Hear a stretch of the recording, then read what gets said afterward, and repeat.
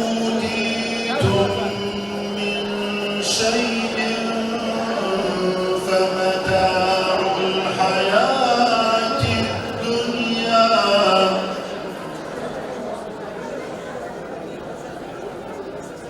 وما عند الله خير وأبقى للذين آمنوا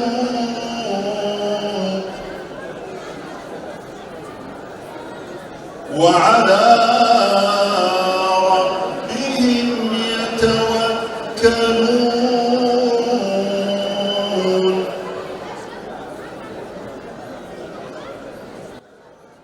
والذين يجتنبون كبائر الإثم والفواحش وإذا ما غضبوا هم يغفرون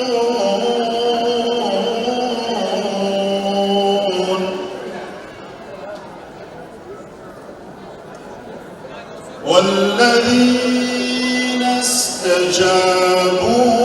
لربهم وأقاموا الصلاة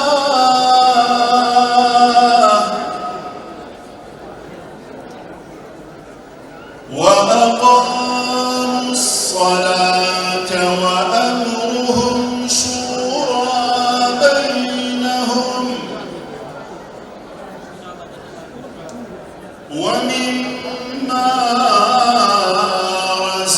رزقناهم ينفقون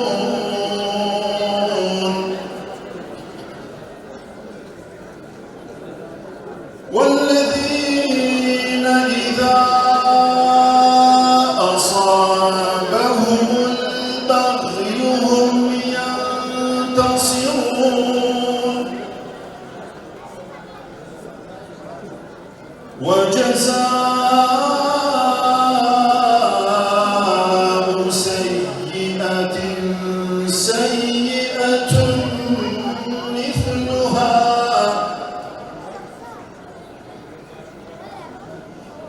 فمن عفا وأصلح فأجره على الله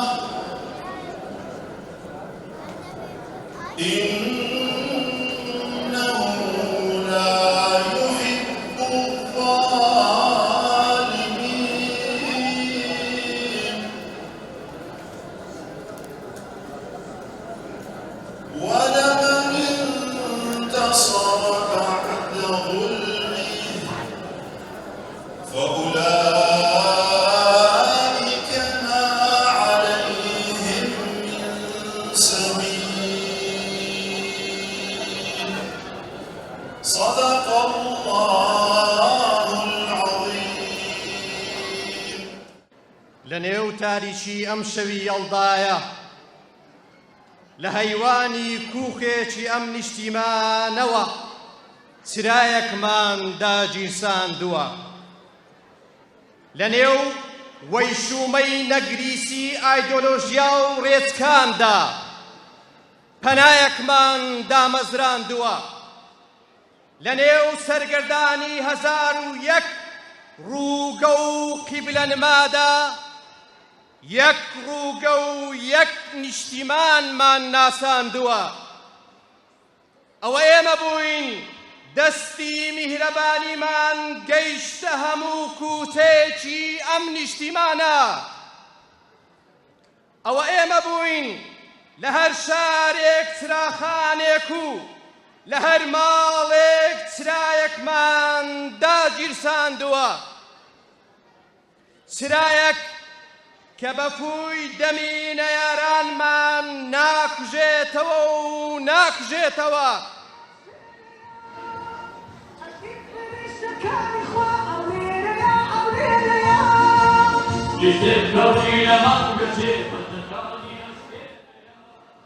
کە بەفووی دەمینە یارانمان ناکوژێتەوە و و بەڵکو هەردەگەشێتەوە سەنگەری ئەم کاروانە پڕنورە، گەلێک دوورە گەلێک ڕوونە، ڕۆژێ لە شاخە و بەعز بەزێنە، ڕۆژێ لە شارە و قورئان خوێنە، ڕۆژێ لەسەر شەقامە و هاواری نان و ئازادی دەکا، ڕۆژێ لە پەرلەمانە و پرۆژەی من ئەینە لەکە هادا پێشکەش دەکا، ڕۆژێکیش لە بەغداوە مامۆستا محەممەد سەنگاوی دەبەخشێتە بانگەوازەکەی خودا و موژدەهێنە، ئەم هەموو لەچک و ڕیش بەفرینە دەستنوێژیان لە کانیاوێ هەڵگرتووە، قورئان لە سینە، ڕەوش لە سیما، بۆیە چێشتەنگاو لە کوێستانە و ئێوارە لە گەرمێنە، هەموو ڕێگاکانی ئەم وڵاتە دەستنەوە سەر تاتە نوێژێ، هەموو کوچەیەکی ئەم نیشتیمانە بۆنی زیکری دەمی داپیرەی لێدێ، ئای خودا چەند شیرینە شنەبای ئەم ڕابوونە عەتر پڕژێنە، میراتی گرانبەهای مەحوی و مەولەوی و سەلاحەددینە.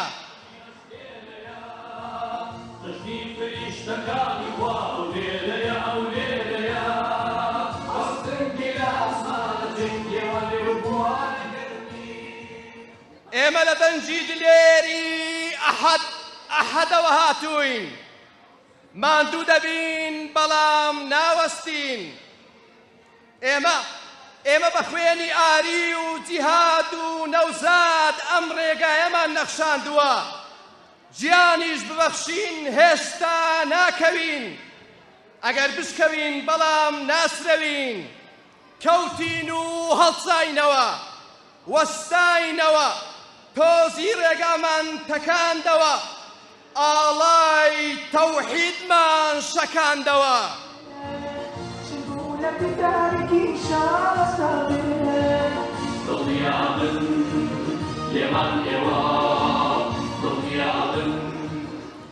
ئێمە بە دەنجی کۆساری لە سەنگەری قەڵاتووکانەوە خەوی شەمشەمە کوێرەمان زڕاندووە، کەڵە شێریش نەبێ بەیانی هەردێ، ئێمە لە مێژی بەرجی خەومان دڕاندووە، ئەها سەیرکەن ئەها سەیرکەن فەرماندەکەی هێزی حەمزە هەر لێرەیە، هەر لێرەیە و سەنگەری ئەمڕۆی لای پیرە قەڵا و سوڵتان مزەفەرە، بە یەک فەرمان ئەڵڵاهو ئەکبەر ئەڵڵاهو ئەکبەر.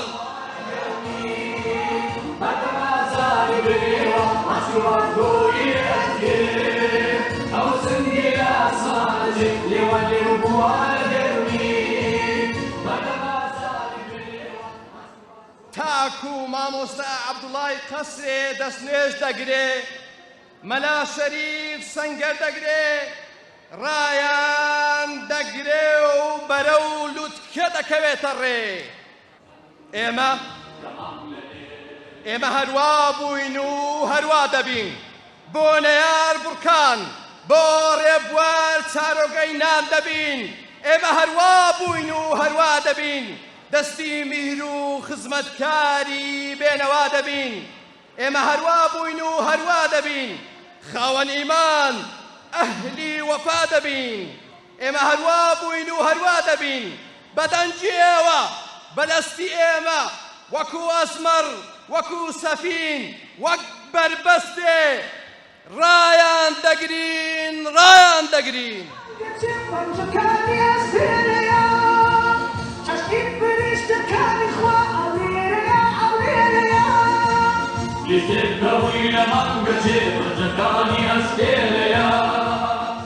بەڕێزان و خۆشەویستان، سەرخەرانی لیستی 147 کۆمەڵی دادگەری بەخێراتنتان دەکەین بۆ کەرنەڤاڵی ناساندنی لیست و کاندیدانی کۆمەڵی دادگەری. بەیەکەوە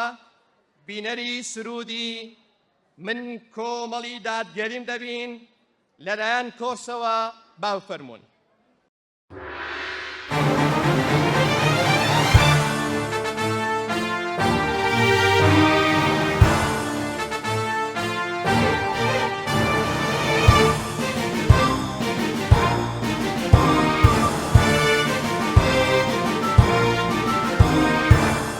کۆمەڵی دادگەری کوردستانم خاوەن خەرمانی سەروەری داستانم شنەی شەماڵی گەرمیان و جێستانم ڕەنجی خاکم بەیامی شەهیدانم ڕەنجی خاکم بەیامی شەهیدانم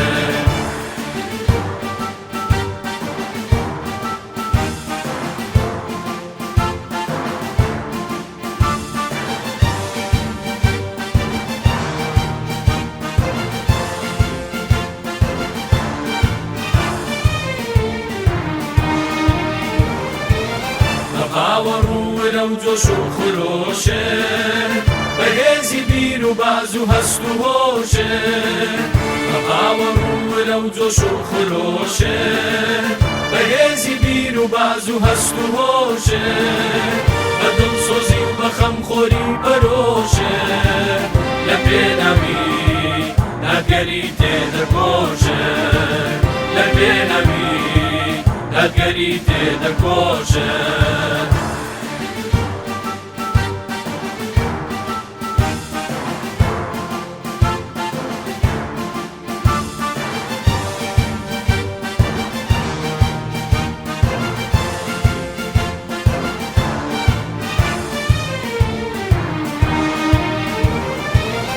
شۆڕشی چاکسازی و ئاوەدانی هەڵەی ڕاستی و ڕەسەنایەتی و جوانی شۆڕشی چاکسازی و ئاوەدانی هەڵەی ڕاستی و ڕەسەنایەتی و جوانی ناپێی نورم خوڕەی کارێزووکانی بۆ نیشتیمان هیوای ئەوڕۆ بەیانی بۆ نیشتیمان هیوای ئەوڕۆ بەیانی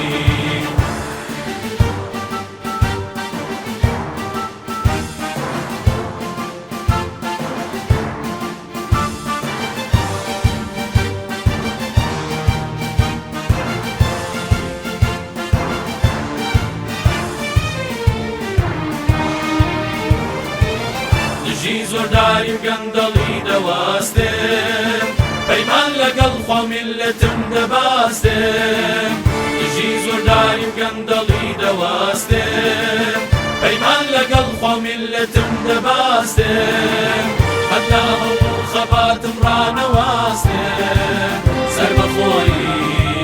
کوردستانە مەباستم سەر بەخۆی کوردستانە مەباستم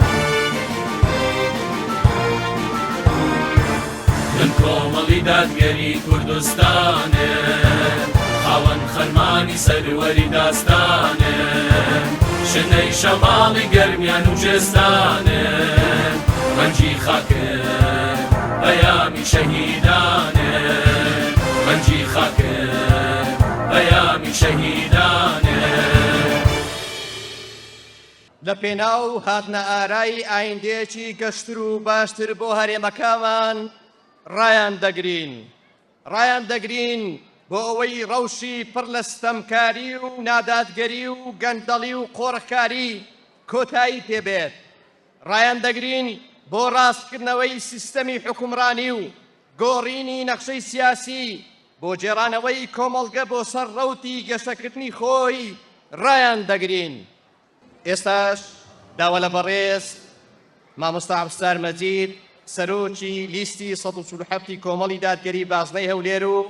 بەرپرسی لیژنەی باڵای هەڵبژارنەکانی بازنەی هەولێر و دۆک با بفەرمێت بۆ پێشکەشکردنی وتەکەی. بەناوی خوای بەخشندەی میهرەبان، سەلام و ڕەحمەت و بەرەکەتی خوای گەورە بەسەر هەموو لایەکدا بڕژێ و بەناوی لیژنەی باڵای هەڵبژاردنەکانی پەرلەمانی کوردستان بازنەکانی هەولێر دهۆک بە خێراتنێکی گەرمی هەموو لایەک دەکەین، یاخوا بەخێر بێن. بەڕێزان و خۆشەویستان، هەڵبژاردن پرۆسەیەکی یاسایی و هەلێکی گرنگە بۆ ئەوە نوێنەرانی ڕاستەقینە و کارا و ئەمین هەڵبژێدرێن. لە هەمان کاتدا وێزگەیەکە تاکو ڕێگری بکرێت لە دروستبوونی ستەمکاری و نادادی لە کۆمەلگادا و هێنانەکایی ژینگەیەکی سیاسی لەبار کە تێیدا جێگەی گەندەڵکاران و ستەمکاران نەبێتەوە. هەڵبژاردن قۆناغێک نییە بۆ بەڕێنی بێکردار و چاواشەکاری و چاپۆشیکردن لە هەموو گەندەڵی و ئەو ستەمە کە بە درێژایی ساڵانی ڕابردوو لە خەڵکی هەزار و چینە جیاوازەکانی کۆمەلگا کراوە، بەڵکو هەڵبژاردن بۆ پاداشکردن و سزادانە، پاداشتی چاکەکاران و سزادانی ستەمکاران. دەنگ دەرانی بەڕێز و خۆشەویست، بە پاڵپشتی خوای گەورە و پاشان بەدەستهێنانی متمانەی ئێوە ئینشاءالله دەبین بە بەدیلی سەرەکی دەسەڵاتی خۆسەپێن. ئەمڕۆ یا بەیانی و ڕابرد و شاهێدی ئەو ڕاستیەیە کە ئێمە کردار و گفتارمان، بەڵێن و کارەکانمان، پرۆژە و جێبەجێکردنیان لە حکومەت و پەرلەمان و ئەنجومەنەکان و حکومەتی خۆجێی سەرمێنەری ئەو ڕاستیان کە دەتوانین و لە تواناماندا هەیە نوێنەرێکی ڕاستەقینەی ئێوە بین. پشتیوان بەخوای گەورە. هاوڵاتیانی چەوساوەی کوردستان لە ڕابردوودا کۆمەڵ بوو دەرگا داخراوەکانی بەڕووی هاوڵاتیاندا کردەوە و بربەستەکانی نێوان هاوڵاتیان و دامەزراوەکانی شکاند و دیوارە نامۆکانی ڕووخاند. کۆمەڵ بوو مەحسوبیەت و منسوبیەت و حزبایەتی لە کاری دامەزراوەی و وەزاریدا لابرد. نوێنەری ڕاستەقینەی ئێوە بوون کە توانیان کەسەکان بە پێی توانە و لێهاتوویان ئەرچیان پێبسپێرن و بە تەحەداوە دەڵێن کە کۆمەڵبوونمان کرد بێتە پێوەر. نوێنەرەکانی ئێوە بوون بەکردەیی بەگژی گەندەڵی و گەندەڵی دارایی، گەندەڵی یاسایی، گەندەڵی کارجێریدا چوونەوە و سەلماندیشمان. ئەوە نوێنەرەکانی کۆمەڵ بوون لە خەمی ئێوەدا بوون بە تایبەت چینی جوتیاران کە بەرهەمەکانیان گرنگی پێ بدرێ و ساغ بکرێتەوە و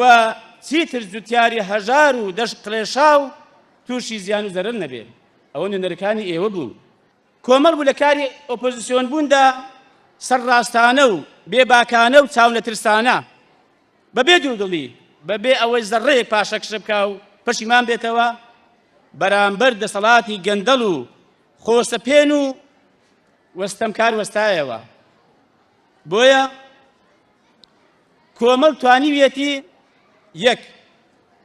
چەندین پرۆژە یاسای گرنگ تایبەت بە ژیانی هاوڵاتیانی بەڕێز بخاتە مەیدانەکە کە بریتی بوو لە 14 پرۆژێ ڕێکوپێک تایبەت بە ژیان و گوزەرانی خەڵک. دوو لێپرسینەوە و لێپێچینەوە لە حکومەت و دەسەڵاتی ستەمکاری هەرێمی کوردستان بەکردەی جێبەجێ کردووە. سێ بە دواداچوونی داواکاریەکانی خەڵک لە ماوەی ڕابردوودا فراکسیۆنەکەی ئێوە 527 داواکاری هاوڵاتیان هەبوو بە دوای داچووە و سپاس بۆ خوا بەشێکی باشیشی لێ بە ئەنجام گەیاندووە. ئەوە نوێنەرەکانی ئێوە بوون. کۆمەڵ بوو بۆ یەکەم جار پرساندنی سەرۆک و جێگرەکەی وەزیری دارایی کرد و بە کردار لێپرسینەوەی لەسەر لێبڕینی مووچەی بە نایاسایی فەرمانبەرانی ئەنجامدا. ئەوە نوێنەرەکانی ئێوە بوون. خەڵکێک هەبوو تێیدا بوو لە پرساندنەکە، بەڵام چاوێن سوور کرایەوە پاشەکشەیان کرد. بەڵام کۆمەڵ بوو هەر بە ڕاوەستایی مایەوە. سپاس بۆ خوا هەزار جار. کۆمەڵ بوو دژی جێندەر و جێندەریزم و ڕەگەز خوازەکان وەستایەوە. پرۆژەیەکیان هێنا بە ناوی تونند و تیژی خێزانی کە بۆ تێکدانی کۆمەلگە و پسڕاندنی شیرازەی خێزان بوو. ئەوە فراکسیۆنی کۆمەڵ بوو، پێشەنگ بوو لە دژاتیکردنی ئەم پرۆژەیە. زانیان چۆنیان ئەم پرۆژە هێنا، بەڵام نەیانزانین چۆنیان بردەوە. لەخوا بەزیاد بێ. ئەوە نوێنەرەکانی ئێوە بوون.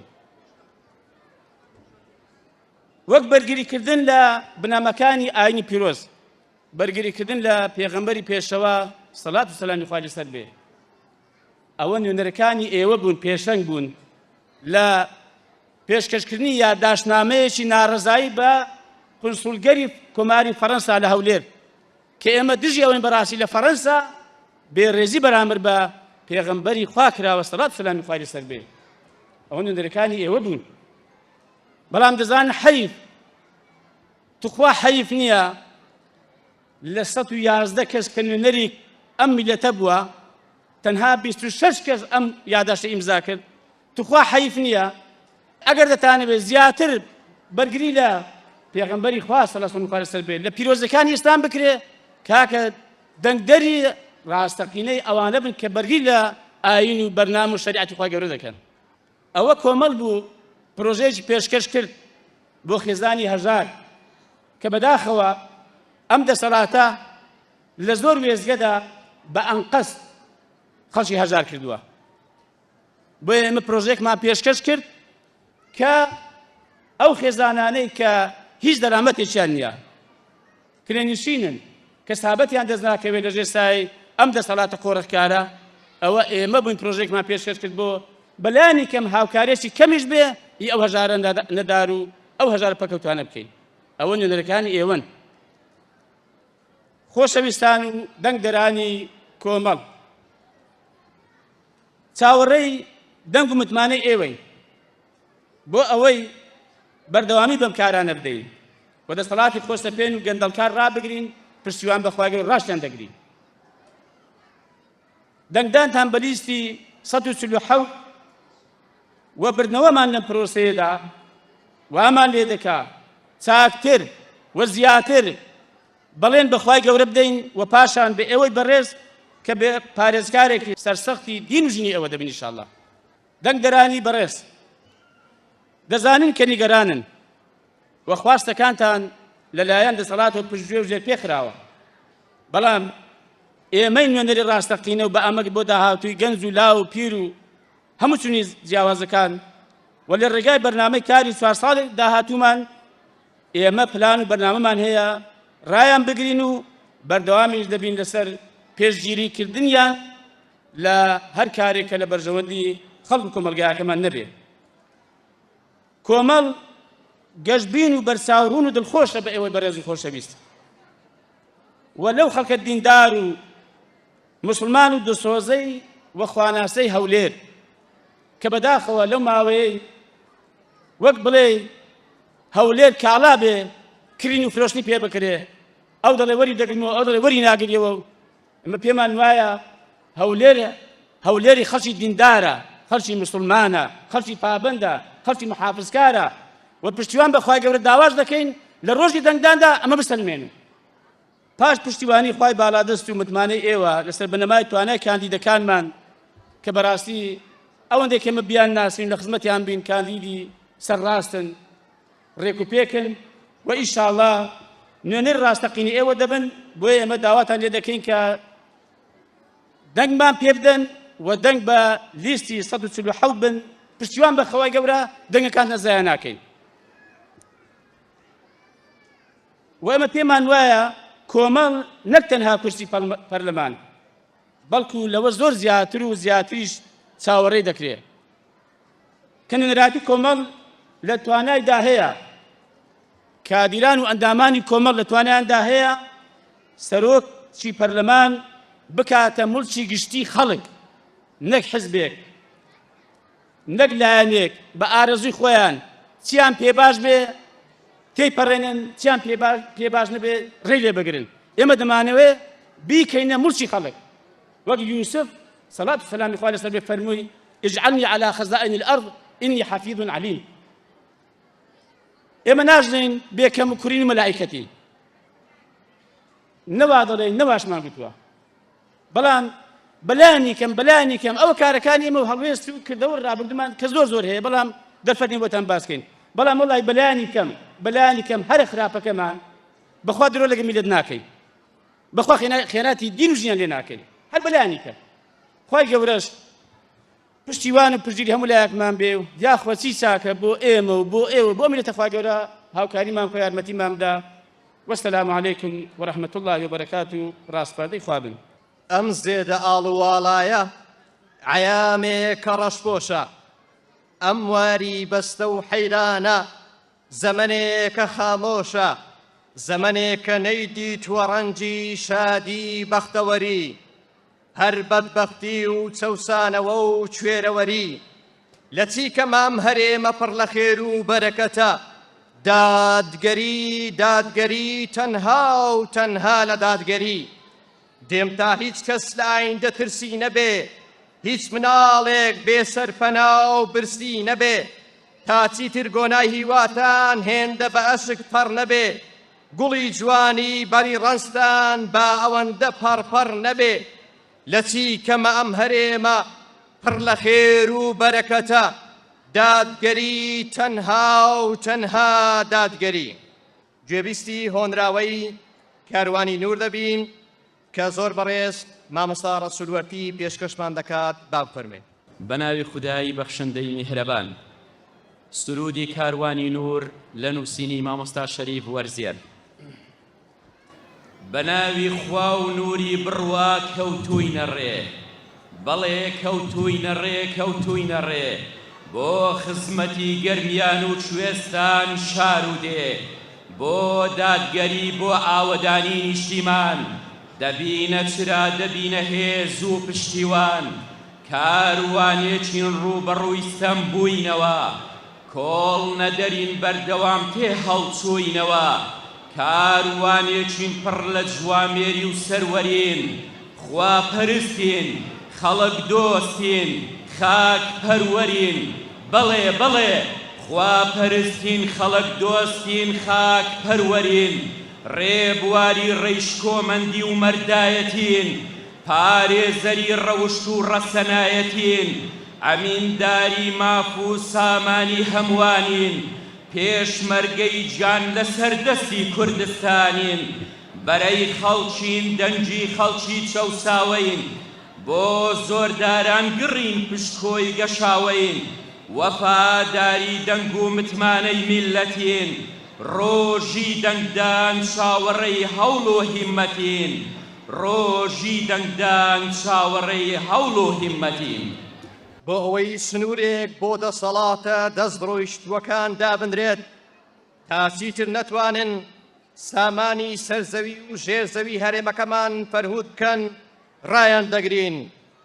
دەگرین بۆ ئەوەی چیتر نەبن بە هەڕەشە بۆ ئایندەی هەرێم و قەوارە سیاسیەکەمان، ڕایان دەگرین بۆ ئەوەی چیتر نەتوانن ڕەوشت و بەها باڵاکان لە کۆمەڵگەدا داڕنن. بەشداربووان و سەرخەرانی لیستی 147 کۆمەڵی دادگەری بازنەی هەولێر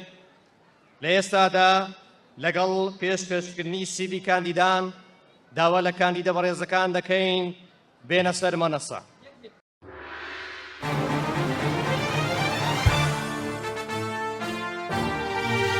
عەبدولستار مەجید قادر، ئەندامی ئەنجومەنی باڵای کۆمەڵی دادگەری، پەرلەمانتاری پێشووی پەرلەمانی کوردستان، وەزیری کشتوکاڵ و سەرچاوەکانی ئاو لە کابینەی هەشتەم،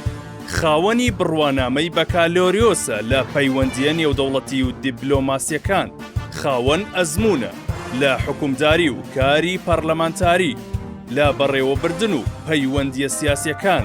کاندیدی ژمارە 1 لە لیستی 147 کۆمەڵی دادگەری لە بازنەی هەولێر.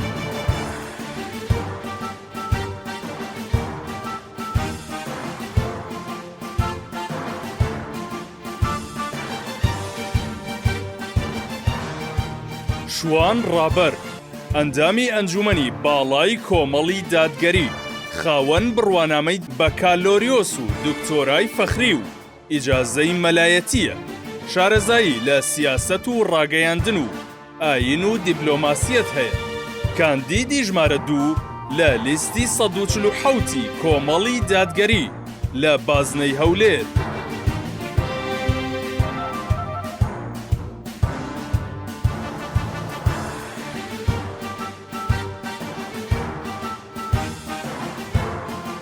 قمریە شێخ محەممەد نەجیب بەرزنجی، ئەندامی سەرکردایەتی و بەرپرسی مەکتەبی خوشکان و سکرتێرەی ڕێکخراوی خوشکانی ئیسلامیە، خاوەنی بڕوانامەی ماستەرە لە بوارەکانی زانستی سیاسی و پەیوەندی نێودەوڵەتی و زمان و ئەدەبی بەراوردی کوردی، شارەزایە لە زانستی شەرعی و کاروباری ئافرەتان و کۆمەڵگەی مەدەنی، کاندیدی ژمارە 3 لە لیستی 147 کۆمەڵی دادگەری لە بازنەی هەولێر.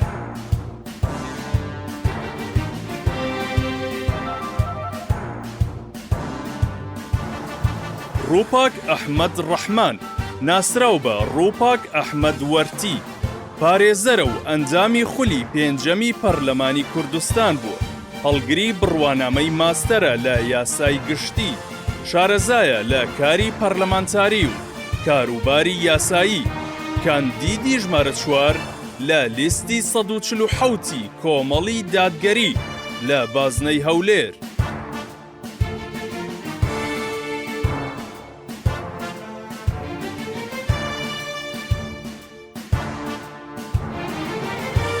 مریەم لەتیف مەحموود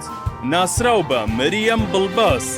پیشەی ئێستای ئەندازیاری کشتوکاڵە و کارگێڕی مەڵبەندی هەولێری کۆمەڵی دادگەریە،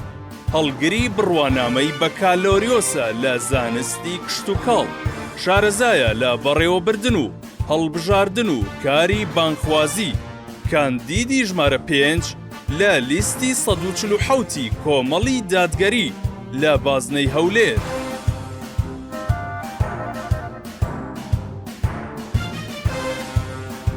ئەحمەد سۆفی حامد ئیسماعیل ناسراو بە مامۆستا ئەحمەد سوورچی، پیشەی پێشنوێژ و وتارخوێنی لادراوە و بەرپرسی لقی سۆرانی زانایانی کۆمەڵی دادگەری کوردستان بوو، مۆڵەتی مەلایەتی هەیە و خاوەنی دکتۆرایە لە زانستی کەلام، شارەزایە لە کاری بانخوازی و نووسەرە، کاندیدی ژمارە 6 لە لیستی 147 کۆمەڵی دادگەری لە بازنەی هەولێر.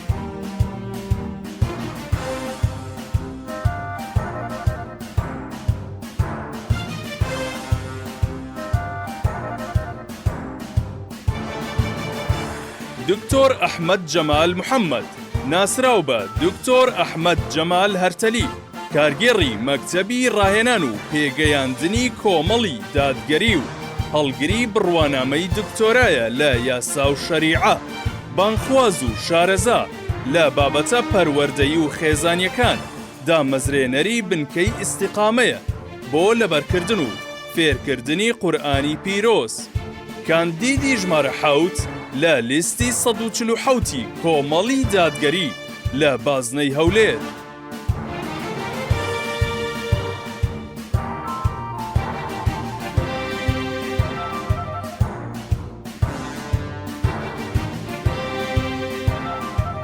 ڕێباز محەممەد ڕەشید ناسراو بە ڕێباز ژاف، پێشنوێژ و وتارخوێنە و ئەنجامی مەڵبەندی دەوروبەری هەولێری کۆمەڵی دادگەریە، دەرچووی قوتابخانەی عەبدوڵڵای کوڕی عومەر و زانستە شەرعیەکانە، شارەزایی هەیە لە کاری بانگەواز و پەروەردە، کاندیدی ژمارە 8 لە لیستی 147 کۆمەڵی دادگەری لە بازنەی هەولێر.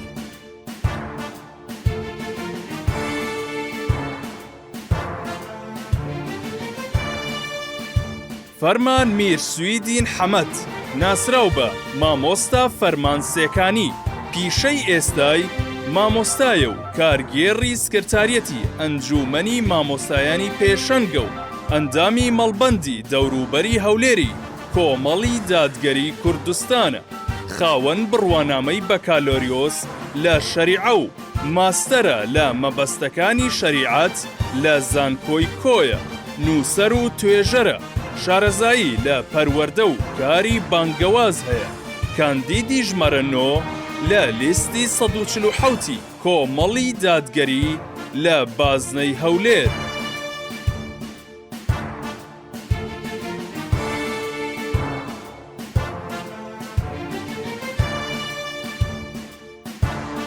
شیلان عەبدوڵڵا سدیق لە ئێستادا کارگێڕی ئەنجومەنی بنەسڵاوەی کۆمەڵی دادگەریە، هەڵگری بڕوانامەی بەکالۆریۆسە لە کۆلێژی پەروەردە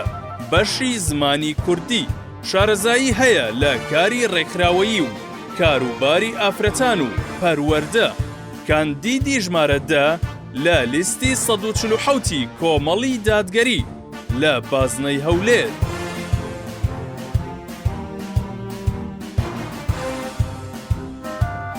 ئەنوەر سەباح عوسمان ناسراو بە حاجی ئەنوەر سەباح، پیشەی ئێستای ڕۆژنامەنووسە و فەرمانبەرە لە پەرلەمانی کوردستان، خاوەن بڕوانامەی بەکالۆریۆسە لە مێژوو. شارەزایی هەیە لە کاری ڕاگەیاندن و پەرەپێدانی مرۆیی و مامۆستا و ڕاهێنەرە لە زمانی عەرەبی. کاندیدی ژمارە 12 لە لیستی 147 کۆمەڵی دادگەری لە بازنەی هەولێر.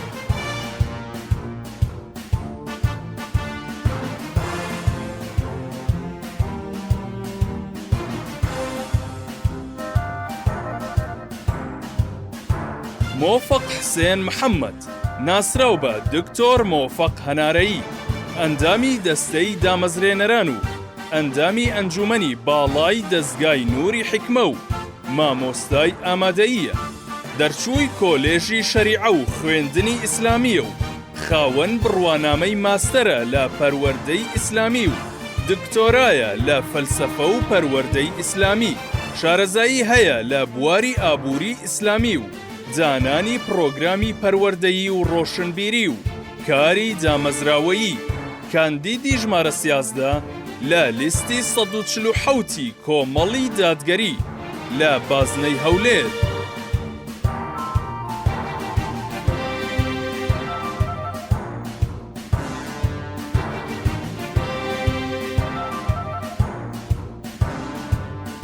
عیماد ڕەزا حەمەد ئیسماعیل سیان،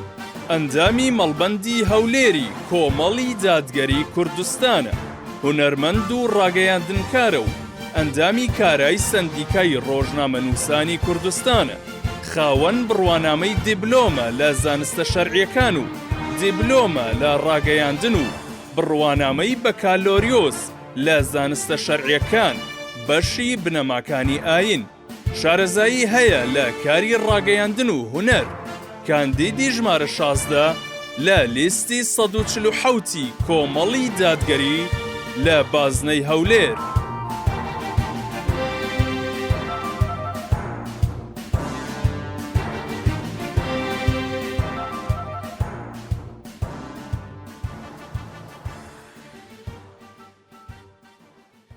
بەیەکەوە بەخێرهاتنی کاندیدانی لیستی 147 کۆمەڵی دادگەری دەکەین.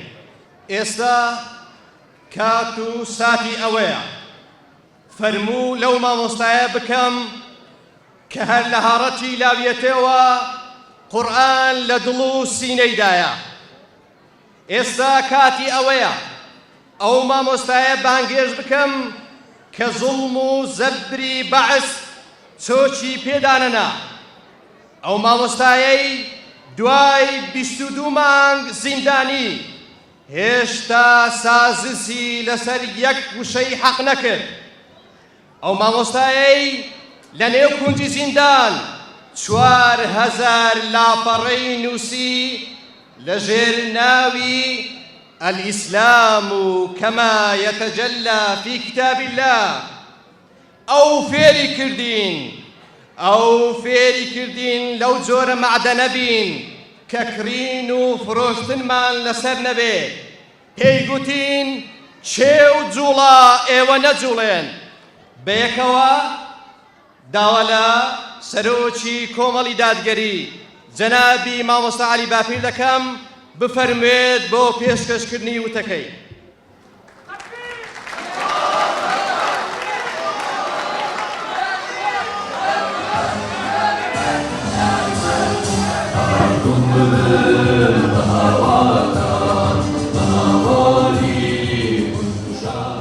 السلام عليكم ورحمة الله وبركاته. الحمد لله وصلى الله تعالى وسلم وبارك على رسول الله محمد وآله المهتدين بهداه من الصحب والأزواج والقرابة والتابعين لهم بإحسان إلى يوم لقاء الله. بەڕێزان ئامادە بووان مامۆستایانی ڕیسپیان خوشکان دایکان برایان بە گشتی هەموو لایەک بە خێر بێن خوا پاداشتان داتەوە و ئێمەشتان دڵگەرمتر کرد لە پشت ئێوە شەوە سەڵاو و ڕێز و حورمەتم بە هەموو خەڵکی هەولێر و دەوروبەری هەولێر دەگەیەنم بە هەموو ناوچ و دەبەرەکانیەوە من لەگەڵ هەولێریەکاندا بیرێوەریەکی دێرینم هەیە پێم خۆشە بەو دەست پێ بکەم برایان و خوشکانی هەولێر و دەوروبەری هەولێر وتارەکە لە ئینتەرنێت ماوە 32 ساڵ لەمەو پێش ئەو برایی خۆتان لە بەردەم پارێزگای هەولێر دوای ئەوەی کە ڕژێنی بەعز گۆڕ بە گۆڕ بوو ئێمە دەگەڕاین بۆ بانگەشەی یەکەم هەڵبژاردن کە لەم هەرێمی کوردستاندا ئەنجام درا وتارێکماندا کە پێم وایە وتارێکی مێژووی بوو لەو وتارەدا باسم کرد کە خەڵکی کورد خوا دەروی خێری لێ کردوینەوە قیادەی سیاسی کورد خوا دەروی خێری لێ کردوینەوە با ئەو دەروە خێرەی خوا ئەو چاکە و نیعمەتەی خوا بە سپاسگوزاری پێشوازی بکەین نەک بە لە خۆبایی بوون نەک بە گوناح و تاوان و خراپە و لادان ئێمە لەگەڵ خەڵکی هەولێردا کە هەولێر بۆ خۆی شارێکی زۆر دێرینە ئەگەر دێرینترین شار نەبێت لە دنیادا زۆر دێرینە ئێمە لەگەڵ خەڵکی هەولێردا دێرینی چاوەڕوانیمان هەیە لە خەڵکی ئیسلام پەروەری هەولێر لە برایان و خوشکانمان لە هەولێر لە دایکان و باوکانمان لە هەولێر لە ڕیسپیان لە بەتەمەنەکان بە تایبەت لە پێش هەموواندا لە مامۆستایان و زانایان کە لەخوا بەزیان بێ هیچ مەلایەک هیچ زانایەک لەم هەولێرە زوڵمی لێ نەکراوە مەگەر ئێمە لە پشتی ئامادە بووین لە بەردەم ماڵەکەی ئامادە بووین بە پیریەوە چووین هیچ کەسێک سچن نەکراوە ئەو برای خۆتان بەرگری لێ نەکرد بێ بەبێ ئەوەی تێ بخوێنینەوە داخوا کێ و شێمەدا مامۆستایەک بێت برای خوشکانی بەڕێز من چەند قسەیەکی کورت و پوختم بۆتان هەیە یەکەم قسەی یەکەم ئەمەوەیە کە هەڵبژاردنی بەرپرسان چ بۆ یاسادانان کە پەرلەمانی پێدەگوترێت چ بۆ جێبەجێکردن کە حکوومەتی پێدەگوترێت چ بۆ دەسەڵاتی دادوەری چ بۆ حکوومەتە خۆجێیەکان ئەنجومەنەکانی پارێزگاکان ئەرچی سەرشانی میلەتە نەک هەر مافیەتی بەڵکو ئەرچی سەرشانیەتی با هەموو کەس ئەوە بزانێت کە خوا دەفەرمێت ئین الله یەئموڕکم ئەن تؤەدوا الئەمانات ئیلی ئەهلیها خوا فەرمانتان پێ دەکات سپاردەکان بە خەڵکی شایستەی خۆیان بسپێرن زانایانی ئیسلام دەڵێن مەبەست لە سپاردەکان بە پلەی یەکەم سپاردەی حکمڕانیە هەر کاتێک سپاردەی حکمڕانی بەدەست خەڵکی ئەمینەوە بوو ئەو میلەتە بەرەو خێرە بەڵام کە بەدەست خەڵکی خائینەوە بوو هەموو دنیای لە بەردەستدا بێ بەرەکەتی نییە جارێ دیکەش باسم کردووە کاتێک خەستەخانەی بەخشینمان دەکردەوە ئیفتتاح دەکرد وەزیری تەندروستی ئەو کاتە لەگەڵمدا بوو بەیەکەوە مەقەسمان لێدا دوایی کە تەماشایان کرد راپۆرتیان خوێندەوە ئەو کاتە بێتەوە یادم نزیکەی بای 2 ملیۆن دۆلار هاوکاری خەڵک کرابوو خانوو بۆ خەڵکی فەقیر و هەژار و چارەسەری نەخۆش و ئەوانە وەزیرەکە گوتی مامۆستا ئەوەی ئێوە کردوتانە لەم دەستگای بەخشینە ئیشی وەزارەتێکە گوتم بەڵێ بەڵا پێم سەیرە منا پێت سەیر نەبێ بەڕێست پارەی کەمیش بەدەستی ئەمین و پاکەوە بێ بەرەکەتی دەکەوێتێ بەڵام پارەی زۆرش بەدەستی خائینەوە بێ بەرەکەتی نابێ دەبڕێ بە کنوکەلێناندا دەشێت کەواتە هەڵبژاردنی بەرپرسان دیاریکردنیان ئەرچی سەرشانی میلەتە پێش ئەوەی مافی بێ ئەرچیەتی و بە کەم تەرخەمی تێداکردنی گوناحبار دەبێت 1 2 هەڵبژاردنی ئەمجارە هەڵبەتە بەڵێ من بە پلەی یەکەم ڕووم لە خەڵکی هەولێر و دەوروبەرێتی بەڵام لە پشت ئەوانی شۆم ڕووم لە خەڵکی هەموو هەرێمی کوردستانە هەڵبژاردننی ئەم جارە چەند جیاوازیەکی هەن لەگەڵ هەڵبژاردنەکانی ڕابردوو کە ئومێدبەخش و دڵخۆشکەرن. یەکەم ئەم هەڵبژاردنە چواربازنەییە، جاری دیکەش بووە چواربازنەییە بۆ ئەوەی حیزبێک لە بازنەیەکدا کە دەسەڵاتی هەیە بەهۆی ئەو بازنەیەوە حکمی شوێنەکانی دیکەش نەکە. ئەو ڕێی گیراوە. یەک. دوو، پاکردنەوەی لیستی دەنگدەران، لیستی دەنگدەران پاک دەکرێتەوە. سێ، کۆمیسیۆنی باڵا سەرپەرشتی هەڵبژاردنەکە دەکات. چوار، کۆتاییەکان کە بەدەست لایەنێکی دیاری کراوە بوون ئەوە کۆتایی پێهات، تا ڕادەیەکی زۆر کۆتایی پێهات و کۆمەڵە گۆڕانکاری دیکەش کراوە. بۆیە ئەم جارە پێویستە ئومێدەوارتر بین، دڵخۆشتر بین و متمانەدارتر بین بەوە کە خوا پشتیوان بێ هەڵبژاردنێکی پاک و چاک دەکرێت و دەرەنجامێکی زۆر باشیشی دەبێت کە تعبیر دەکات لە واقعی خەڵکی هەرێمی کوردستان. سێ، هەڵبژاردن براو خوشکانی بەڕێز، هەڵبژاردنەکان وێستگەیەکی گرنگن لە ژیانی میلەتاندا. خەڵک لە هەڵبژاردنەکاندا دەتوانێت پاداشتی کەسانێک داتەوە کە لەگەڵیدا ڕاست و ساغ بوون، بۆی دڵسۆز بوون و دەشتوانێت سزای کەسانێکیشدا کە لەگەڵیدا خائین و ناپاک بوون.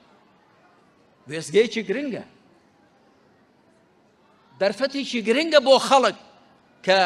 پاداشتی چاکەکاران بداتەوە سزای خراپەکارانش بدا. بەچی؟ بەوەی کە ئەوانەی خراپیان کردووە جارێک کرد لەگەڵیان نەبێت، دەنجیان پێ نەدا و ئەوانش کە چاکیان کردووە باشتر پشتیان بگرێ و هاوکاریان بێ بۆی چاکەکاریەکەیان بۆ زیاتر بێ. هەموو لایەکیش یەکدەنگی کە ئەم هەرێمەی ئێمە کۆمەڵک دەرد و نەخۆشی هەن. حکمڕانێکی سەقەت، ئیدارەدانێکی سەقەت، هەرچەند هێندێک خەڵک هەر لە خۆوە فوو لە خۆی دەکا و خۆی هەڵدەکێشێ، بەڵام حکمڕانیەکە دیارە موشەی خەڵکت پێ نادرێ. موشە لە حاڵێکدا کە هەرێمەکەی تۆک و دورگەیەکە لەسەر دەریای نەوت، لەسەر دەریای غاز، باز و خەڕاژی دنیا کۆ دەکەیەوە، گومرکی دنیا کۆ دەکەیەوە، نیو موشەی خەڵکت پێ نادرێ. بەچی خۆڵ دەکێشی؟ فاشیدی لە حکمڕانیەکەتدا. بۆیە دەبێت ڕابگیرێ، بۆیە دەبێت ڕابوەستێ، بۆیە دەبێت کۆتایی بێ بەو زوڵم و ستەم و گەندەڵی و فەسادە، کۆتایی بێ بۆی خەڵک دەستی لەسەر دڵی بێ. دەبێت ئەم سەری ماگە موشەکەم بێدیان نەیە، نابێ وابێ. ڕژێمی سەدام لەگەڵ ئەو هەموو دڕنداتی کە دەیکرد مانگانە خەڵک موشەی خۆی وەردە کە هیچ کەس مەدحی ڕژێمی سەدام ناکە. بەڵام هەندێک چاکەی هەبوون بەداخەوە ئێمە کە حکوومەتێکی خۆماڵین، خۆمانی پێ هەڵدەکێشین، ئەو چاکانەی لە ڕژێمدا هەبوو لای ئێمە نین. پاشا خەڵکێک دەڵێ باشی کۆمەڵی دادگەری ئەگەر دەنگمان پێدا لەگەڵیدا بووین پشتمان گر چیمان بۆ دەکات؟ چی پێ دەکرێت؟ تەماشا بکە. بەر لە هەموو شتێک ئێمە وحی خوای پەروەردگار کە لە قورئان و سونەتدا بەرجەستەیە ئەومان بە بناغە گرتووە. بناغەی کارمان وحی خوایە و لە بەرەکەتی شوێنکەوتنیشمان بۆ وحی قسەی 32 ساڵ لەمە و بەرمان لەگەڵی ئێستامان وەکو یەک. ئەو کاتەش باسمان کردووە وڵات بە دادگەری فەراح دەبێت، بە دادگەری خەڵک پێکەوە تەبا دەبێت، بەرەکەت دەکەوێتە وڵات، بە زوڵم و ستەم و گەندەڵی میلەتان لە بەین دەچن. ئەو کاتەوامان گوتووە ئێستاش وا دەڵێن چکە خواوە دەفەرمێت. پاشان ئێمە دامەزراوی نەلەخشاویمان، یەکباری و یەکڕوویمان، ئەمە ئەوەی لێرە دەڵێم لە کۆبوونەوەی تایبەتی شەرەوە دەڵێم، ئەوەی لە ماڵە خۆمان دەڵێم لە دەرێ شەرەوە دەڵێ. بەڵام خەڵکێک هەیە 5-6 ڕووی هەیە، لێرە شتێک دەڵێ، لەولا شتێکیکە دەڵێ، لە کاتێکدا شتێک دەڵێ، کاتێکیکە شتێکیکە دەڵێ. ئیمە یەک شتە بۆ چونکە وحی خوا ناگۆڕێ. دوایی ئێمە برا خوشکانی بەڕێز جیاوازیەکی دیکەی ئێمە وەکو کۆمەڵی یادگەری ئەوەی کە ئێمە مرۆڤ بوون و هاوڵاتی بوون بە پێوەردەگرین. نەک حیزبی بوون چێ مرۆڤ بێ لەم وڵاتەدا چێ هاوڵاتی بێ لەم وڵاتەدا پێویستە ڕێز و ماف و ئازادیەکانی بۆ دابین بکرێن و ئێمە بەکردەوە و بەواقع هەموو ئەو پروپاگەندانەمان بەرپەرش داوەتەوە کە خەڵکێک هەیە مزایەدە بەسەر ئێمەوە دەکا جاخۆ گەر ئێوە دەسەڵاتان هەبێ لەگەڵ یەزیدیەکان چی دەکەن و لەگەڵ مەسیحیەکان و لەگەڵ تورکمانەکان جا لە خۆیان بپرسن فراکسیۆنی ئێمە بەرگری کرد لە زەوی داگیرکراوی مەسیحیەکان لە عەنکاوە ئێمە بەرگریمان کرد لە تورکمانەکان کە نابێ ئەوانە زوڵمیان لێ بکرێت پێکهاتەیەکی ئێمەن یەزیدیەکان بانگیاکەن داخوا کێ بەرگری لێکردن و کێ بە گورگان خواردووی داون ئێمە بەکردەوە بە واقع هەموو ئەوانەی لەم خاکەدان لەسەر ئەم خاکن لەنێو ئەم میلەتەی ئێمەدان دینیان هەر شتێک بێ بۆچوونیان هەر شتێک بێ مادام مرۆڤن و خوا خوڵقاندوونی دەبێ ڕێزیان لێ بگیرێ ماف و ئازادەکانیان بۆ دابین بکرێن وەکو پێغەمبەری خاتەم صلى الله عليه وآله وسلم لە میثاقی مەدینەدا الصحیفەدا کە دەوڵەتی مەدینەی لەسەر بنیاتنرا لەوێدا فەرمووە لهم ما لنا وعليهم ما علينا ئێمە چ مافێکمان هەیە ئەوانیش هەیانە چ ئەرکێکمان لەسەر ئەوانی لەسەریانە جگە لەوەی کە جیاوازی دینی بۆ وێنە ئەوان لەسەریانێ پێنج نوێژە فەڕزکەر و زەکات بدەن بەڵام ئەرکی دیکەیان لەسەر شار و دوای ئێمە جیاوازیەکی دیکە ئێمە ئەوەیە کە نیشتیمان پەروەری و نەتەوە پەروەری لەگەڵ دینداری و موسڵمانەتی لەلای ئێمە تێکەڵ چێشن پێکەوەن لێکجیانین پێمان وایە مسلمانی ڕاستەقینە و کەسەیە نیشتیمانی خۆی خۆش بوێ میلەتی خۆی خۆش بوێ نەتەوەی خۆی خۆش بوێ هەر بۆیەشە ئێمە لە بەرامبەر زوڵمدا بێدەنگ نەبووین زوڵمێک کە لە میلەت دەکرێت میلەتێک کە ساڵەهای ساڵە خەباتی کردووە نابێ زوڵمی لێ بکرێت نابێ بسەوسێندرێتەوە نابێ مافەکانی پێشێر بکرێن ئەوە خۆشەویستیمانە بۆ میلەتمان بۆ خەڵک و خاک و نیشتیمانمان کە باشمان داوە لەسەر دژایەتی زوڵم لەسەر ڕاوەستان لە بەرامبەر ستەم و گەندەڵی ئێستاشی وا هەیە کە دەڵێن ڕایان دەگرین کە دروشمەکەی ئێمەوەی ڕایان دەگرین دەیەوێت دروشمەکەمان لێ هەڵگێڕێتەوە لە چی ڕای دەگرین لە زوڵم ڕات دەگرین لە زوڵم لە گەندەڵی لە فەساد لە خراپەکاری ئەدی دەتەوێت هەر بڕۆی تاستەری خۆت و میلەتەکەت بە فەتارە دەدەی دەبێت ڕات بگرین ئێمە دڵسۆزین ئێمە لە حەقد و بوغزەوە ئینطلاق ناکەین لە دڵسۆزی و پەرۆشەوە لە ڕاستیدا کە بە زاڵم دەڵێن چی دیکە زوڵم مەکە ئەوە دڵسۆزیە بۆ خۆشی ئەمجا بۆ میلەتە مەزڵومەکەش پاشان جیاوازێکی دیکە ئێمە خەڵکی دەوروبەری هەولێر و ناوچەکان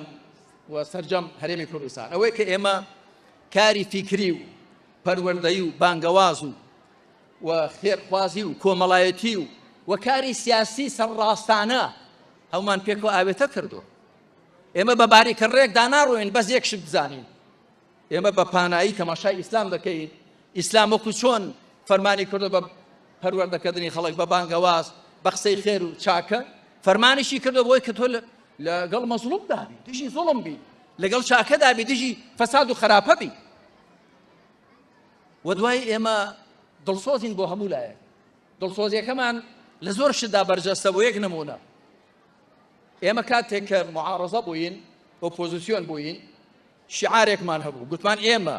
بە چاکەی هەموو کەس دەڵێن چاک بە خراپەی هەموو کەسی دەڵێن خراپ ناچین لەبەر ئەوەی ئۆپۆزیسیۆنین حکوومەت چاکیشی کرد هەڵێن خراپت کردووە وەکو هەندێک کەس وایان دەکرد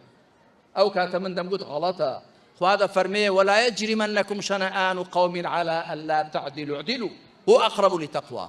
بار خلصانتان لصفەتی کەسانێک لە کردەوەی خراپی کەسانێک واتان لێ نەکە نادادگەربن دادگەربن لە تەقوا نزیکترە داگو نا معارەزە دەبێ حکومەت هەرچی کرد هەر بڵێ خراپت کرد مە ئەگەر چاکیان کرد ئەگەر چاکیشی کرد دەی بڵێ خراپت کرد دم نا کە چاکی کرد دەی بڵێ دەستت خۆش بێ بۆی تەشجیع بێ چاکەی زیاتر بکە ئەگەر خراپی کرد ڕەخنەی لێ بگرە پاشان کە ڕەخنەشی لێ دەگری با ڕەخنەکە دڵسۆزانە بێ ڕووخێنەرانە نەبێت هەر ئەوە شەوای لە ئێمە کردووە کە هەرگیز قسەی ناشری لە خۆمان نەوەشێنینەوە وەکو هەندێک کەس وا فێر بووە بەڵکو جاری وا بوو خەڵکی خۆشمان مامۆستاها فلان لایەنە زۆر سنێوان دەڵێ و زۆر قسە دەکا و زۆر ئەوە دەکا ئێمە جواب بکەین ئاخر ئێمە دینمان ڕێمان نادا سنێو بڵێین دینەکەمان ڕێمان نادا ڕەوشی بەرزمان نەبێت و پاشان دینەکەمان ڕێمان نادا ئێمە بەڕوحی دوژمنایەتی لەگەڵ حکوومەتدا مامەڵە بکەین خۆ میدەک حکوومەتێکی هەر لەبێ بەڵام حکوومەتەکە نابێ زوڵمکە نابێ ستەمکە نابێ فەسادی هەبێ با بەرپەرچی هەندێک قسەی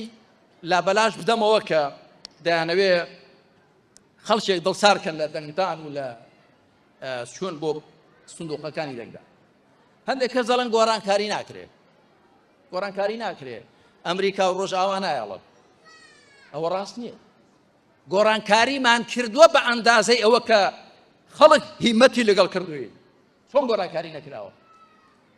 ئەگەر حیزبە ئالمانیەکان پەڵە هەوری تەوژمی ئیسلامیان بە ئاسمانەوە نەبینی بە ئاوا دەبوو ئەو دین و ئیمان و ئەخلاقە کەماوە هی قوتابخانە شەڕیەکان نییە هی کاری بانگەواز نییە کاری پەروەردە نییە هی ڕاگەیاندنی ئیسلامی نییە چۆن کار نەکراوە لە پەرلەمان وەکو ئاماژەیان تێدا ڕێگریمان کردووە لە چەندان پرۆژە یاسا و شتی خراپ کە لە میلەتی ئێمە ناوەشێتەوە جێندەر و فێمینیزم و ئەوەی کە لە ڕۆژئاوا هەیە و ڕووی مەجلیسینی هەر باسی بکەین بۆ خەڵکی ئێمە بخوە نەیان هێشتووە ئەو شتانە سەر بگرن پاشان بەرگریکردن لە دین و ژینی ئەم میلەتە دەبێت کەسانێک هەبن دەستی سیجی خوام دەم بستە مەیدان کاتی خۆی لە یادمە کە لە فەڕەنسا ئیهانەکرا بە پێغەمبەری خاتەم صلی الله عليه وسلم و جارێکی دیکە لە دەوڵەتانی ئیسکەندینافی ئیهانەیان کرد بە قورئان ئێمە گەورەترین خۆپێشاندانمان دروست کرد فراکسیۆنی ئێمە بوو چون نامەی ناڕەزاییان تەقدیم کرد بەڵام بەداخەوە حیزبە ئەڵمانیەکان چون پۆزیشیان هێنایە بۆ فەڕەنسا عوزریان بۆ هێنانەوە کە ئێمە لەگەڵ ئێوە داین تەئیدی کۆفر کۆفرە ئەمن دڵسۆزانە دەیڵێ کەسێک قسە بە پێغەمبەرەکەت بڵێ صلی الله عليه وسلم قسە بە قورئان بڵێ ئەتۆ بڵێن لەگەڵتم بەشت بە ئیسلامەوە نامێنێ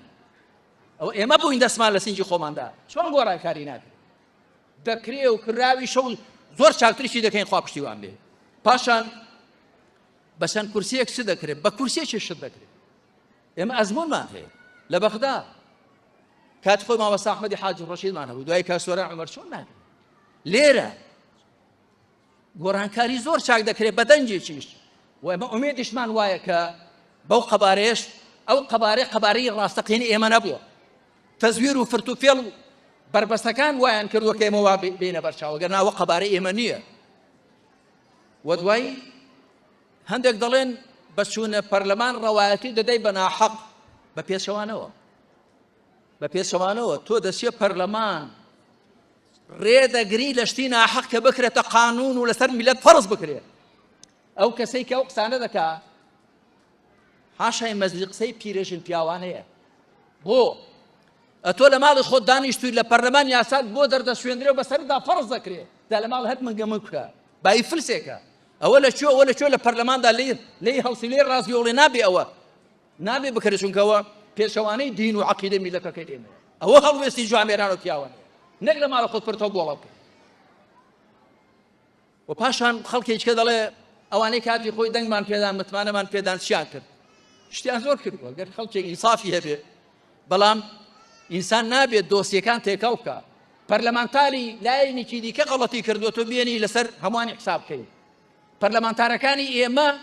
حیزب چەندی پێداون ئەوەندەیان وەرگرتووە گوتمان ئەوەندەت لێ حەڵاڵە ئەوەی حیزب ناداتێ لێت حەڵاڵ نییە خەڵکێکی دیکە پارەکەی هەموو لە فەنگە جیرفانی ناوە دۆسیە ئەوان لەگەڵ ئێمە بۆ تێکەڵ بکەن لە کۆتاییدا بۆ کۆمەڵ بەگشتی و کاندیدەکانمان ئەو برا خوشکە بەڕێزانە کە ڕاوەساون بە تایبەت هەروە کاندیدەکانی دیکەش بە دەڵێم مادام ئێمە شوێن کەوتووی پێغەمبەری کۆتایین محەممەد صلی الله عليه وآله وسلم و شوێن کەوتووی کاروانی پێغەمبەرانین داواتان لێ دەکەم بەڵکو ڕژاتان لێ دەکەم ئەندامانی کۆمەڵ خەڵکی کۆمەڵ دۆست و لایەنگران هەروەها بەتایبەت کاندیدەکان باوریابین شتێک نەکەین لەگەڵ ئاستی بەرزی کاروانی پێغەمبەراندا نەگونجێت هیچ قسەیەک هیچ ڕەوشتێک هیچ ئاکارێک هیچ هەڵس و کەوتێک لە خۆتان مەوەشێنەوە خەڵق قسەی ناشیرین دەکات مەچۆ قسەی ناشیرینی پێ بڵێەوە قسەی ناشیرین مەڵێنەوە بە کەس ئێمە هەگبەی ئێمە قسەی ناشیرینی تێدا نییە عیسا عەلەیهی سەڵات وەسەلام لەگەڵ کۆمەڵێک لە حەواریەکانی بە شوێنێکدا ڕۆیشتن خەڵکێکی نەفام قسەیان پێگوت ئەویش دەستی بەرز کرد و دوعای بۆ کردن گوتیان ئەی پێغەمبەری خوا ئەوانە خۆ قسەت پێ دەڵێن ژنێوت پێ دەڵێن گوتی دەزانم بەڵام ئەوان ژنێویان پێ من دوعام پێ هەگبەی من قسەی خێری تێدایە پاشان وریابن هیچ قسەیەک مەکەن کە بۆتان جێبەجێ نەکرێت هەندێک کەس حکوومەت و پەرلەمانی لێ تێکەڵ بووە ئیشی حکوومەت دیارە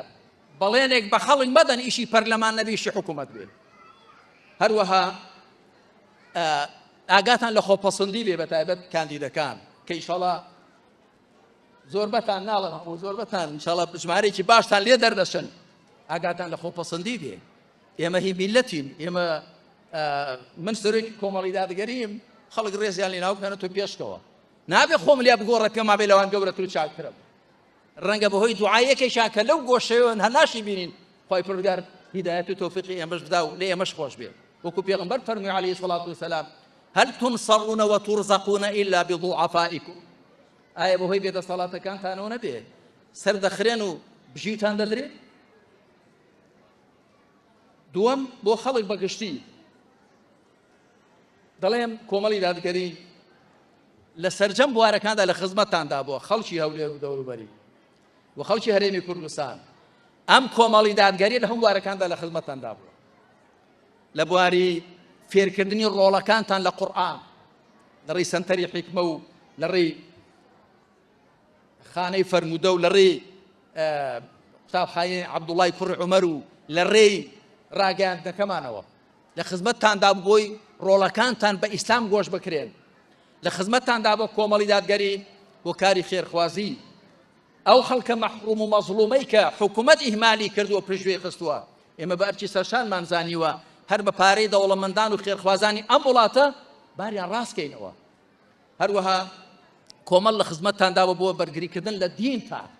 لە ئەخلاقتان لە خێزانتان کە بەداخەوە کەسانێک هەن وەکو دەڵێن ڕاوچی خراپ لە ئاوی لێڵدا ڕاو دەکات دەست بازاڕی ئاڵۆزی دەوێت کەسانێک هەن دەیانەوێت میلەت ئەخلاقی نەبێ دینی نەبێ خێزانی لێکەڵۆشێ کوڕکشەکانی بستە کافتریاکان کوڕکشەکانی خەریکی نێرگە لە کێشان بن خەریکی بەکارهێنانی مادە سەرخۆشکەرەکان بن بۆ دەڵێن کە خەڵکەکە بێئاگا و بێهۆش بێ باشتر دەتوانی باری لێ بنێین بەڵام هەموو پێغەمبەران هاتوون سەڵات و سەلامی خوان لەسەر بێ عەقڵی خەڵک هۆشیارکەن دڵیان بێدارکەن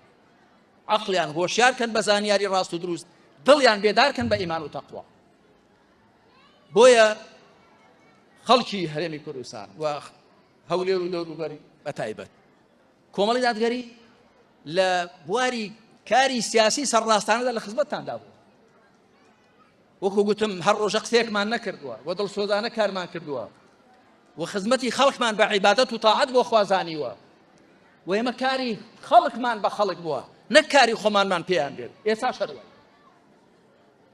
ئەنجا لە کۆتاییدا دەڵم خەڵک و جەماوەر وریابن با دەنگتان بۆ کەسانێک بێ بۆ نوێنەرانێک بێ کە ئەو نوێنەرانە تاعەت و چاکە بکەن حەقبێژ بن چاکەکار بن ئێوەش پشک و بەشتان بچێتە نێو چاکەکانیانەوە وریابن پشک و بەشتان نەچێتە نێو خراپە و تاوانی کەسانێکەوە کە ئۆباڵ بۆ زوڵم دەکێشن بۆ ناحەق دەکێشن پارەی حرام وەردەگرن و هەر تاوان و گوناحێک بیکەن بە تەکید ئێوەش تێیدا شەریکن وەکو خوای پروردگار دەفەرمێ يحملون أثقالهم وأثقالا مع أثقالهم گوناح قرسەکانی خۆیان و هیچ دیکەش هەڵدەگرن با لە وریابین خوا بە کەڕەمی خۆی تەوفیقماندا هی هەموو لایەک ئەم باگەشەی هەڵبژاردنە هەرچەند لە هەندێک شوێنەوە شتی خراپی تێکەوتووە بەڵام بە ئارامی بەهێمنی بەڕێوە بچێ بە ڕێز لە یەکدیگرتنەوە بەڕێوە بچێ و من ئامۆژگاری ئەو لایەنانەش دەکەم کە زەخت لە خەڵک دەکەن خەڵک هاتۆ بۆ لام دەڵێ مامۆستا گوتوانە بێنە کارتەکەت بێن و ڕستممان گرتووە دوایی دەبێت دەنگەکەت دیار بێ بۆ ئێمە بێ عیبە شوورەیە ئەوە عیب و شوورەیە ئەندامێکی ئەم میلەتە خەڵکێکی ئەم میلەتە تۆ خۆت بە خاوەنی بزانی کەسی ئیجباری کەی لەسەر دەنگدان بە شتێک کە قەناعەتی فێریە نابێت ئەوە شوورەیە و نەنگە و عیبە ئەگەر حیزبێک بەوە دەریشتێ هەر دۆڕا و هەر شکستی خواردووە و چوار ڕۆژان دەردەکەوێت دەنات نەتیجە مادام ئیشی بە پینە و پەڕۆ هەردەگاتە نیوەڕۆ هیوادارم هەم بانگەشەکە بەساکی بەڕێوە بچێ و هەم ڕۆژی دەنگدانیش خەڵکی هەولێر و دەوروبەری هەولێر هیمەتی باش کەم بۆ کۆمەڵی دادگەری و ئەم کاندیدانەمان بۆ بنێرنە پەرلەمان وەسەلام عەلەیکم ورحمة الله وبركاته.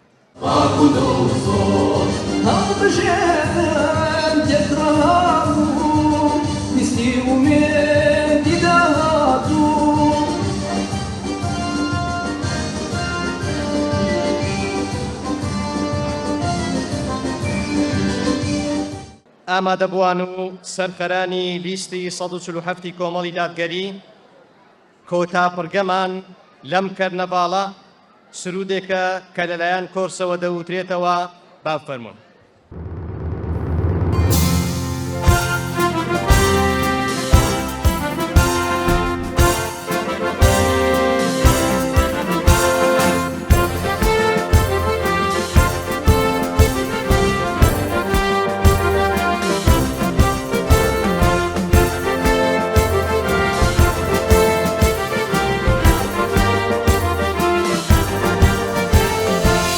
بەدەنگ شۆڕش بەدەنگ خەبات بەدادگەری بۆ ڕێی نەجات بەدەنگ شۆڕش بەدەنگ خەبات بەدادگەری بۆ ڕێی نەجات کۆمەڵ ئەڕوا بەرەو ئەوان هەتا دەچێ لە خەون وڵات کۆمەڵ ئەڕوا بەرەو ئەوان هەتا دەچێ لە خەم وڵات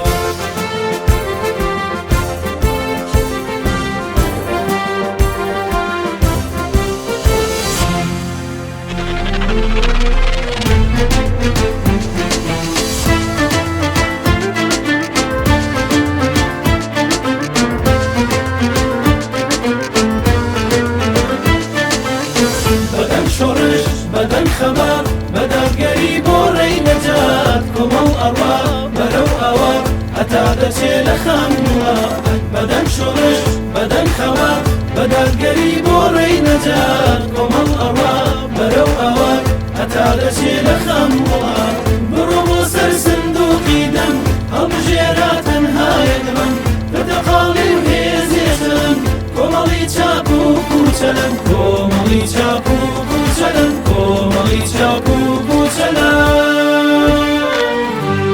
بەدەنگی ئێوە ژیانە گۆڕێ ئیتر گەندەڵی ئەنێتە گۆڕێ بەدەنگی ئێوە ژیانە گۆڕێ ئیتر گەندەڵی ئەنێتە گۆڕێ دەبا دانگێر بۆ کۆمەڵ بێ هەتا ستان کۆتایی بێ دەبا دانگێر بۆ کۆمەڵ بێ هەتا ستان کۆتایی بێ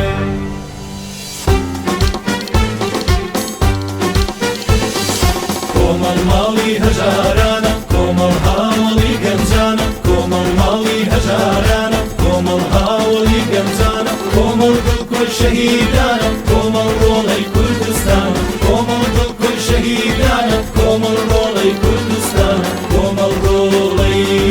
کوردستانە کۆمەڵ ڕۆڵەی کوردستانە. سپاس بۆ بەشداریتان، سپاس بۆ ئەو گروتینە چاوەڕێی 20 کاندیدانی لیستی 147 کۆمەڵی دادگەری بنێرنە پەرلەمان. زۆر سپاس. من کۆمەڵی دادگەری کوردستانم خاوەن خەرمانی سەروەری داستانم شنەی شەماڵی گەرمیان و جێستانم ڕەنجی خاکم